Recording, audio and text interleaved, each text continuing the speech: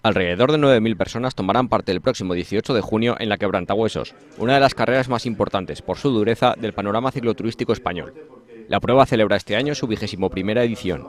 La Quebrantahuesos es una muestra de que nuestra comunidad apuesta por aquellas actividades que se realizan en contacto con la naturaleza, que la respetan, que promueven un mayor compromiso para su conservación. La carrera partirá de Sabiñánigo y se prolongará durante 200 kilómetros, en los que los participantes recorrerán localidades tanto del Pirineo aragonés como francés.